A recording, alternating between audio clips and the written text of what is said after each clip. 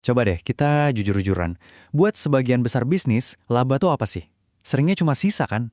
Sesuatu yang kita pikirin belakangan, itu juga kalau ada. Padahal kita mulai bisnis itu kan tujuannya untuk kebebasan finansial. Tapi kok malah seringnya kita justru terjebak berjuang mati-matian cuma buat bertahan hidup.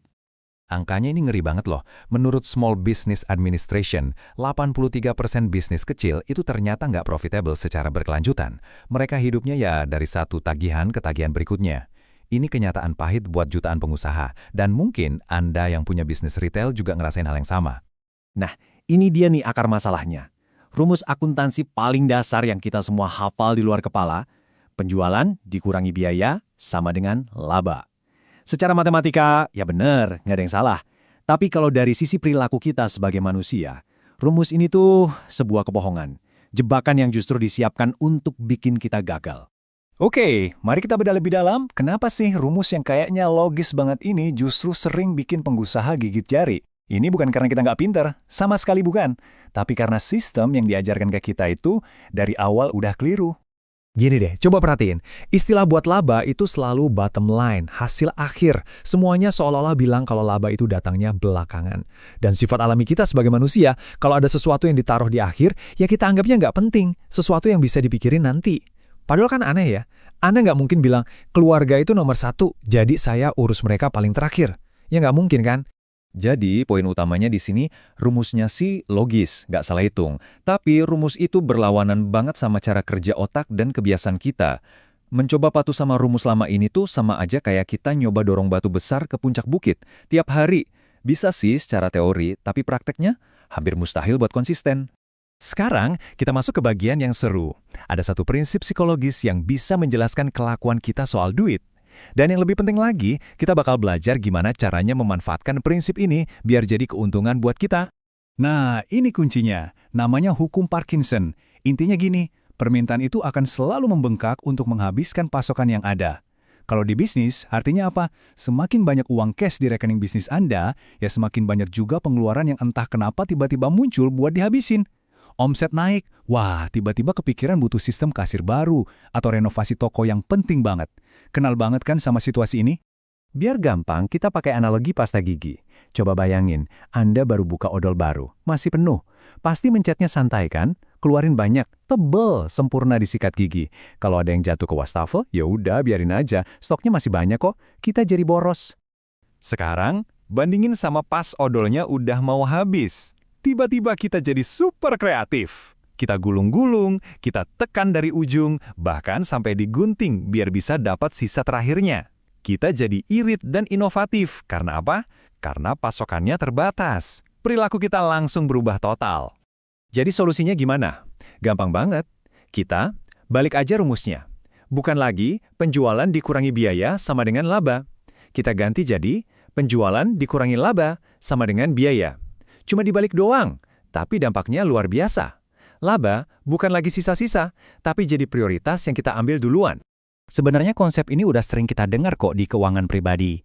Ini persis sama kayak prinsip bayar diri sendiri dulu. Kita sisihin buat tabungan atau dana pensiun di awal, baru sisanya kita pakai buat hidup. Nah, logika cerdas yang sama ini kita terapkan buat kesehatan finansial bisnis kita. Oke, teorinya udah dapet ya. Sekarang pertanyaannya, gimana cara prakteknya? Nah, kita akan lihat gimana cara menerapkan perubahan perilaku ini pakai alat yang udah kita semua punya, rekening bank. Karena sistem ini tuh, dia nggak nyuruh kita mengubah kebiasaan. Kita semua kan punya kebiasaan alami. Kalau mau ambil keputusan finansial, ngeceknya saldo rekening. Nah, sistem ini justru memanfaatkan kebiasaan itu. Kita nggak dipaksa belajar baca laporan keuangan yang bikin pusing. Jadi, sistemnya itu pakai 5 rekening bank. Bayangin rekening pendapatan itu kayak nampan utama, tempat semua duit masuk. Terus secara rutin, Anda sajikan uang dari nampan itu ke 4 piring lainnya. 1 piring buat laba, 1 buat gaji Anda, 1 buat pajak, dan piring terakhir, sisanya itu buat OPEX alias biaya operasional. Nah, ini dia momen pembuktiannya. Rekening OPEX inilah yang jadi odol yang mau habis tadi. Ini yang memaksa kita buat inovatif. Kalau ternyata uang di rekening OPEX nggak cukup buat bayar tagihan, itu tandanya jelas banget. Biaya operasional Anda ketinggian. Bukan berarti Anda harus comot uang dari rekening laba.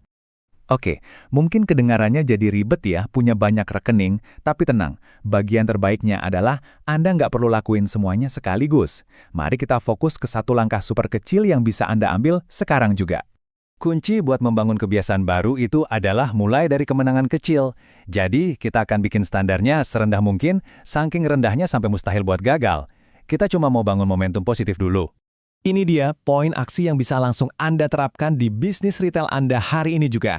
Cuma 2 langkah, gampang banget. Pertama, buka satu rekening tabungan baru. Cukup satu, kasih nama Laba. Kedua, pas ada uang masuk dari pelanggan berikutnya, langsung detik itu juga transfer 1% dari totalnya ke rekening Laba yang baru. Kalau cuma 1%, hampir nggak akan kerasa bedanya. Operasional harian Anda nggak akan terganggu, saya jamin. Tapi, ada perubahan psikologis besar yang akan Anda rasakan. Anda bakal lihat, untuk pertama kalinya, ada uang yang khusus jadi laba. Anda mulai melatih otak profitabilitas Anda. Pada akhirnya, ini bukan soal mampu atau tidaknya bisnis Anda menghasilkan laba. Ini cuma soal kapan Anda memutuskan untuk menjadikannya sebuah prioritas. Sesuatu yang kita kerjakan duluan, pasti selesai. Sesuatu yang kita taruh di akhir, pasti terabaikan. Jadi, mulailah ambil laba Anda dari sekarang. Itulah strategi sistemasi bisnis yang bisa langsung kamu terapkan. Ingat, strategi jenius hanya akan jadi teori kalau tidak segera kamu eksekusi. Ingin tahu seberapa efisien bisnis kamu? Klik link di deskripsi sekarang untuk tes audit bisnis gratis dari @hrphouse. Suka video ini? Klik like, subscribe, dan bagikan ke rekan pebisnis lainnya. Makasih sudah menonton, mari tumbuh bareng dan bawa bisnismu naik kelas. Tonton video strategi lainnya di sini. Think smart, move fast, and stay human.